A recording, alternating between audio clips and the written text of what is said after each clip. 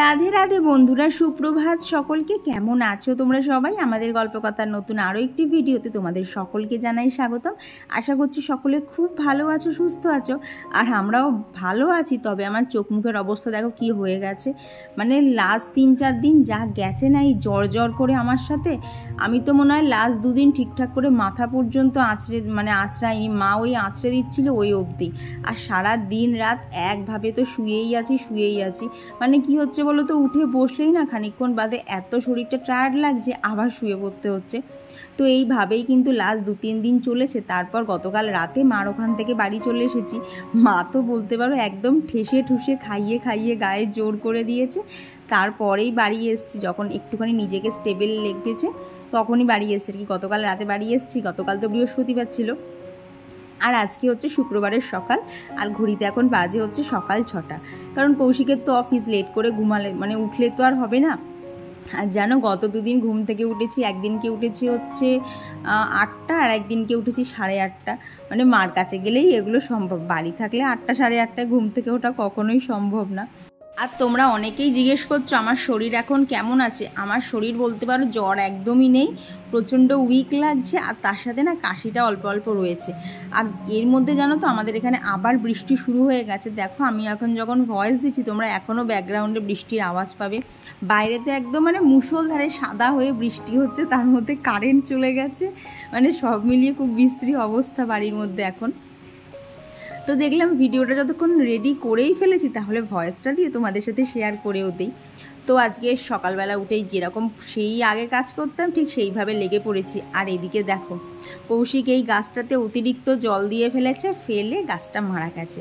তাও বলতে পারো ঘরের সব গাছেই জল দিচ্ছিল। এবার আমি 2-3 দিন বাড়ি না থাকাতেও যে গাছগুলো আমার বেঁচে আছে এই অনেক। তবে কিছু কিছু গাছে এই যে ও বুঝতে না পেরে বেশি জল দিয়ে দিয়েছে, পাতা টাতা পচে গাছটাই পুরো মরে গেছে।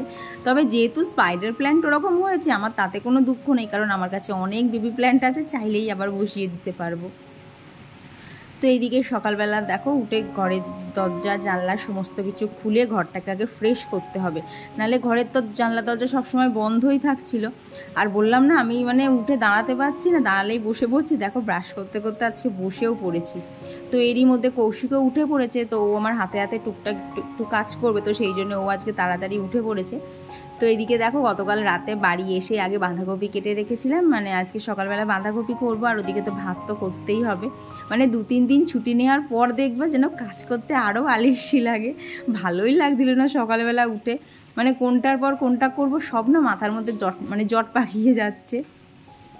তো এদিকে রান্নাঘরে এসে দেখি জিরের গুঁড়োটা না একদমই শেষ হয়ে গেছিলো। তো ভাবলাম জিরের গুঁড়োটাকে করে নিই, নাহলে বাঁধাকপিতে দিতে হবে, টুকটাক রান্নাতেও দিতে লাগে গুঁড়ো জিরেটা।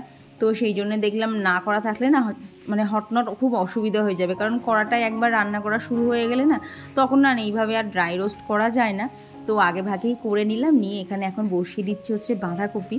তো তার জন্য এখানে দেখো তেজপাতা, শুকনো লঙ্কা ফোড়ন, আর এই যে আলুগুলো দিয়ে আলুগুলো ভাজতে ভাজতে ওইদিকে যাব হচ্ছে যে জিরেটাকে আর কি ড্রাই রোস্ট করলাম না, সেটাকেই একটুখানি মিক্সিতে ভালোভাবে গুঁড়িয়ে নেব। আর জানো তো এগুলো একদম মানে মচমচে হয়ে থাকে, তো মানে এই অবস্থায় গুঁড়ো করতে একটুও সময় লাগে না। এই ধরো 15 সেকেন্ড কি 20 সেকেন্ড মতো দিলেই না একদম পুরো এই দেখো মানে কি বলবো একদম পুরো মিহি যেটা গুঁড়ো হয় ঠিক দেখো সেইটা হয়ে যায়। আর এটা দিয়ে কিন্তু রান্নার স্বাদও অন্যরকম হয়, যেহেতু এটা রোস্ট করা থাকে একটা সুন্দর কিন্তু জিরের গন্ধও বেরোয়। তো এইদিকে আজকে এখন তো করবো হচ্ছে বাঁধাকপি। তবে জানো তো সকালবেলা ভেবেছিলাম আরও মানে আর একটা কোনো তরকারি করবো দুপুরবেলার জন্য, কিন্তু আজকে মানে গতকাল অবধিও আমি কাজ টাজ কিছুই করিনি। আজকে যার জন্য বেশি করতে গিয়েছি যেই একটুখানি, তারপরে কিন্তু শরীরটা খারাপ করছিল, যার জন্য আজকে আর কিছু যেন লাস্টে রান্নাবান্নাও করিনি। ডাল করেছিলাম, তার সাথে এই যে বাঁধাকপি ছিল, আর সাথে একটুখানি কাঁকরোল ভেজে নেব পরের দিকে। এই হচ্ছে আজকের মেনু। আজকে আর বেশি কিচ্ছু করব না, কারণ কি বলো তো মাত্র তো জ্বরটা থেকে উঠেছি, এর মধ্যে যদি আবার বেশি প্রেশার দিয়ে ফেলি আবার যদি ঘুরে জ্বর চলে আসে। আর কি বলো তো ওই জ্বরের মধ্যে না কন্টিনিউ শুয়ে থাকতে থাকতে আমি এক প্রকার পাগল মতো হয়ে গেছি। আমার তো লাস্টের দিকে আর শুতে ইচ্ছাই করছিল না, কিন্তু উঠে দাঁড়ালে আবার শরীরটা টলে যাচ্ছিল। তো এইভাবেই আমার বেশ কয়েকদিন কেটেছে। তো এইদিকে দেখো আমার কিন্তু বাঁধাকপিটা হয়ে গেছে, আর তারপর এখানে ঝটাপট রুটিগুলোও করে নিয়েছি। আর আজকে যেহেতু অনেক ধীরে ধীরে কাজ করেছি না, আজকে আমার সব করতেও অনেক দেরি হয়েছে। যার জন্য দেখো ওদিকে বাঁধাকপি হয়ে যাওয়ার পর বাপির জন্য ডাল বসিয়ে দিয়েছি, আর এদিকে ঝটাপট রুটি করে কৌশিককে আগে ওর টিফিনটাকে প্যাক করে দিয়েছি। আজকে আর সেগুলো তোমাদের সাথে কিচ্ছু শেয়ার করতে পারিনি, কারণ বললাম না অনেকটা লেট হয়ে গেছে আর কি। ওর ট্রেন থাকে 7:58, আজকেও বেরিয়েছে হচ্ছে 7টা, তখন কটা মনে হয় 48 মতো বাজে। তাড়াতাড়ি করে সব কিছু দিয়ে ওকে আগে বার করে দিলাম। তো এইবার সকালবেলা এখন একটুখানি আমি খেয়ে নেব। আর এই হচ্ছে খাওয়া। কাল অবধি তো মা যা হোক করে জোর জবস্ত করে খাইয়ে দিচ্ছিল, আজকে থেকে খাওয়াটা তো নিজের মধ্যে চলে এসছে। ওই মানে বানাচ্ছি সব কিছুই, কিন্তু আমার আর কিছু খেতে ইচ্ছা করছে না। খানিকটা খাওয়ার পরেই না কীরকম যেন একটা লাগছে, গলা টলা বন্ধ হয়ে যাচ্ছে, খেতেই ইচ্ছা করছে না। তো কোনো রকমে মুসলিটা ঠেসে ঠুসে খেয়েছি, মানে খেতে ইচ্ছা করছে না। তো খাওয়া দাওয়া করে একটুখানি ছাদে এসেছিলাম, সকাল থেকে তো ছাদে আসতেই পারিনি। এমনকি লাস্ট 2-3 দিনে তো আমি মানে এমনিতেও আসিনি, তার উপর বাড়ি ছিলাম না, আরোই তো আসা হয়নি। তো ছাদে এসে দেখতে গেছিলাম আমার গাছগুলোর কি অবস্থা। আর দেখো আমার এই গাঁদা গাছগুলোর এত করুণ অবস্থা, এদেরকে দেখে আমি হাসবো না কাঁদবো বুঝতে পারছি না। পাতাগুলো পুরো মচমচে হয়ে গেছে, যেখানে এই গাছের টবগুলো পুরো একদম সবুজ সতেজ ছিল। মানে এদেরকে এখন দেখে বোঝাই যাচ্ছে এরা পুরো অযত্নে বেড়ে উঠছে। তবে সবের মাঝখানে দেখলাম যে আমার গাছগুলো বেঁচে আছে, এই অনেক, ওদেরকে আবার পরে ঠিক করে নেওয়া যাবে। আর এইদিকে দেখো সব গাছের একদম মানে বড় বড় অবস্থা, কেউ কেউ খুব কষ্ট করে বেঁচে রয়েছে, কেউ কেউ বলছে আমি আর বেঁচে থাকতে পারছি না। তো এই সবের মাঝখানে আজকে দেখো 2টো জবা ফুল ফুটেছে, এইদিকে লক্ষ্মী জবাতেও 3টে ফুল ফুটেছে। আর আজকে দেখলাম অনেকগুলো হচ্ছে এই টাইম ফুল ফুটেছে, সাদা আর গোলাপি দিয়ে মিক্স করা, তো এত সুন্দর দেখতে লাগে না। সাদাগুলোকে তো দেখতে পুরো এক একটা তুলোর বল মনে হয়। তো এই হচ্ছে আজকের গাছের অবস্থা। তো এই যে সকালবেলাতে আজকে আর ছাদে আসতে পারিনি, তো কৌশিক বেরিয়ে গেলেই ওই জন্য এলাম ছাদে। এত সুন্দর হাওয়া দিচ্ছে না, দেখো কি সুন্দর চুলগুলো উঠছে, ভীষণ সুন্দর ছাদে হাওয়া দিচ্ছে। আর কি মেঘলা হয়ে রয়েছে তো হাওয়াটা ঠান্ডা ঠান্ডা, খুব আরাম লাগছে। দেখো কি দারুণ চুলগুলো উঠছে। তো ছাদ বাগানের অবস্থা তো দেখলে পুরো একদম মানে যাকে বলে মরা বাগান হয়ে গেছে। দেখি আবার সব ঠিক করতে হবে। আমি লাস্ট মনে হয় ছাদে এসেছিলাম রবিবারে, আর আজকে এসেছি হচ্ছে শুক্রবারে। এই কদিনেই ছাদের গাছগুলোর এইরকম অবস্থা। শুধু জবা গাছগুলো একটুখানি বড় সড়ো বলে ওরা এখনও বেঁচে আছে, ওরাও যদি ছোটোখাটো থাকতো ওগুলো দেখতাম সব পটল ডাঙায় টিকিট কেটেছে। তো এখন মানে এসছিলাম ছাদে নেশায় নেশে, আর দাঁড়াতে ভালো লাগছে না। এখন নিচে যাব, সবার আগে মিনিমাম আমি 20-25 মিনিট বসবো, সকাল থেকে একটানে কাজ করেছি তো আর ভালো লাগছে না।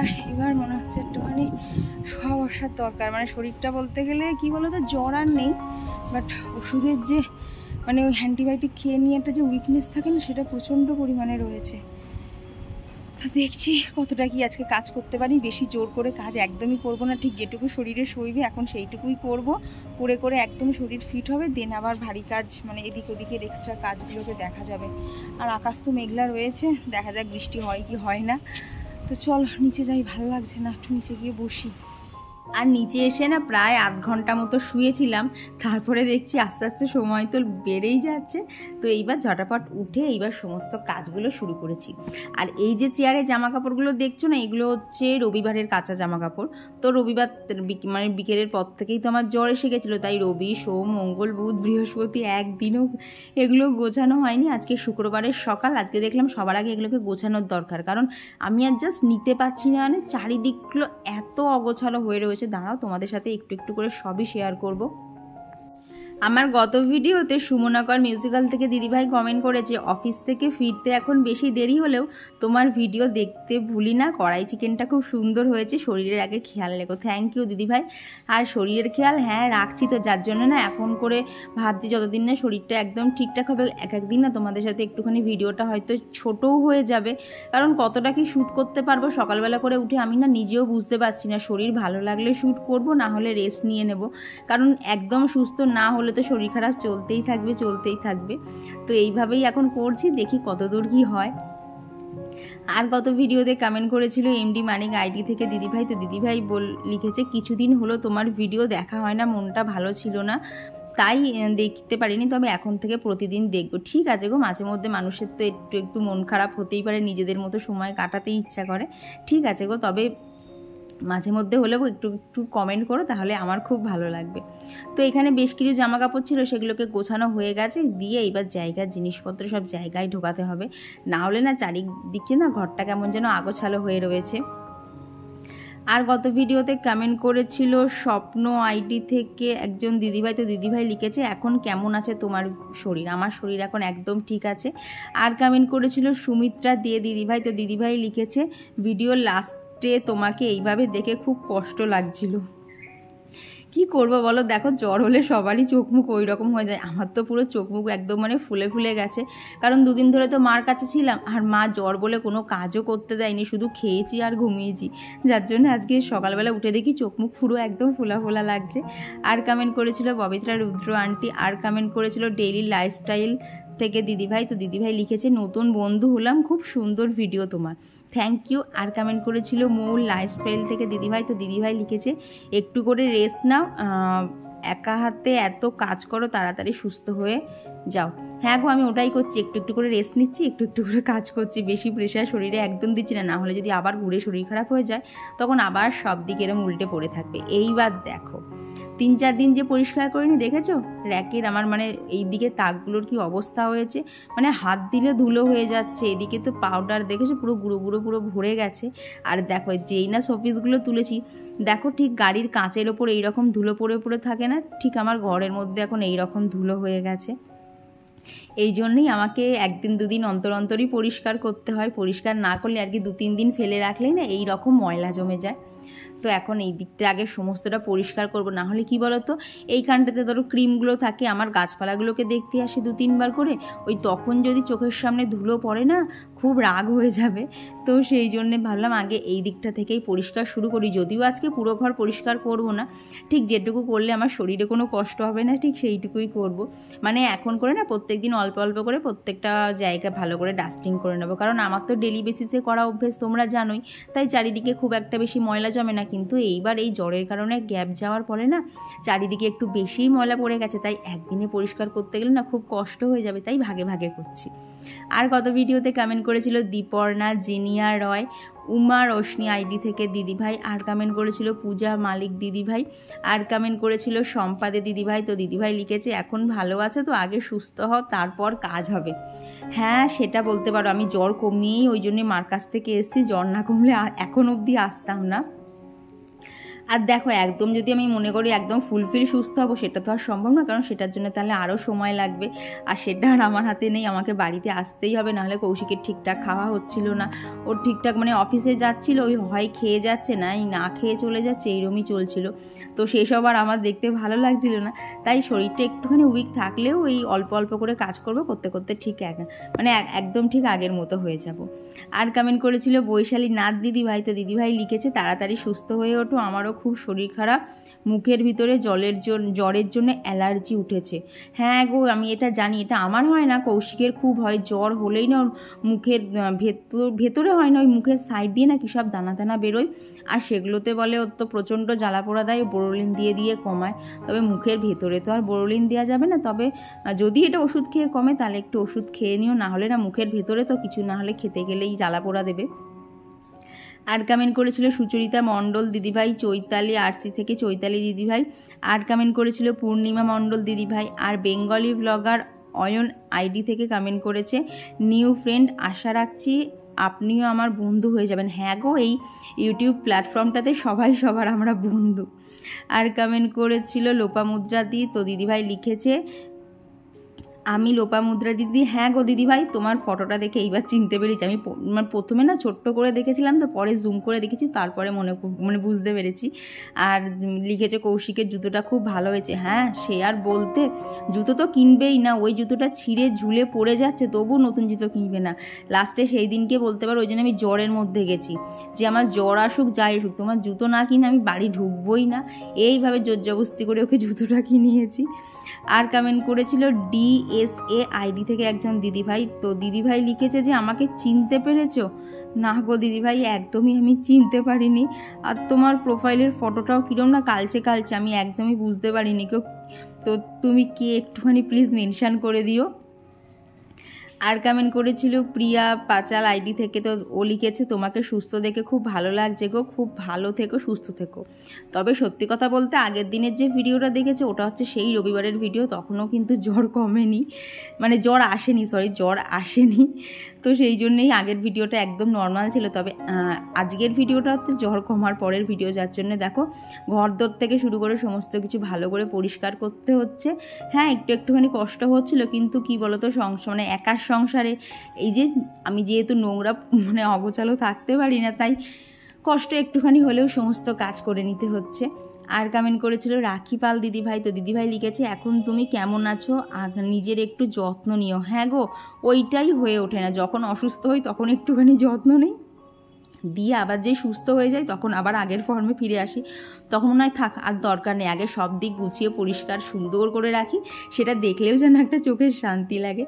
আর কমেন্ট করেছিল টুম্পা দিদিভাই, সুজাতা মাঝে দিদিভাই, গণেশ শ্যামলী আইডি থেকে রাখি দিদিভাই। আর আমার গত ভিডিওতে জাম্মানা কমেন্ট করেছো, দিদি তোমার শরীরের রেস্টের দরকার, তুমি তাড়াতাড়ি সুস্থ হয়ে ওঠো আর ডেলি ভ্লগ দাও, তোমার ভিডিও দেখে মনে হচ্ছে কতদিন দেখিনি। থ্যাংক ইউ গো, তোমার মানে আমার ভিডিও তোমার এত ভালো লাগে। তবে এখন আগের থেকে অনেকটাই বেটার আছি, আশা করছি আর ভিডিও গ্যাপ যাবে না, যদি না খুব একটা প্রবলেম থাকে। আর গত ভিডিওতে কমেন্ট করেছিল আয়ুষী। তো আয়ুষী লিখেছে কলেজের এক্সাম ছিল বলে তোমার ভিডিও দেখতে পারিনি। ঠিক আছে গো, আগে এক্সাম পরে ভিডিও, কারণ ভিডিও তো চলতেই থাকবে, কিন্তু এক্সাম তো আর বারবার আসবে না।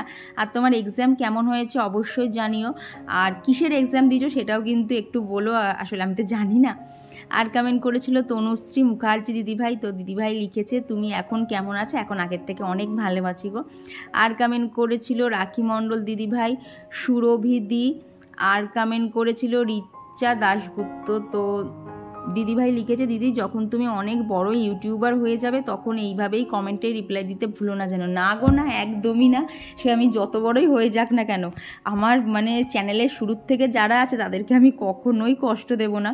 হ্যাঁ, হয়তো অতিরিক্ত কমেন্ট জমে গেলে আমার একটু রিপ্লাই দিতে দেরি হয়, তবে যত দেরি হোক না কেন রিপ্লাই আমি প্রত্যেককেই দেবো, এইটা সবার কাছেই আমার কথা দেয়া থাকলো। তো এদিকে দেখো কথা বলতে বলতে রান্না কাজ সমস্ত কিছুই হয়ে গেছে। আর এদিকে দেখো বাপি আজকে পেয়ারা আনতে গেছিলো, তো দেখো ওই ছোটো ছোটো পেয়ারার ভিড়ে আজকে একটা কত বড় পেয়ারা পেয়েছে। তবে জানো তো ওই পিঠটা দেখে ভেবেছিলাম হয়তো বা পোকা হতে পারে, কিন্তু একদমই পোকা ছিল না, পেয়ারাটা বেশ মোটামুটি ভালোই ছিল। মানে কি বলতো, এগুলো না ওই কী বলে কাশির পেয়ারা, ভেতরটা গোলাপি হয় না, সেই পেয়ারা না, এটা কিন্তু নর্মাল দেশি পেয়ারাই, কিন্তু মনে হয় বেশি মানে অতিরিক্ত সারটার দিয়ে অত বড় করে দিয়েছে। তো এরপরে না চলে গেছিলাম হচ্ছে সোজা স্নান করতে। আর আমার জ্বর হলেও সর্দি কাশি থাকলেও আজকে আমাকে শ্যাম্পু করতেই হয়েছে, কারণ কি বলো তো কন্টিনিউ শুয়েছিলাম তো।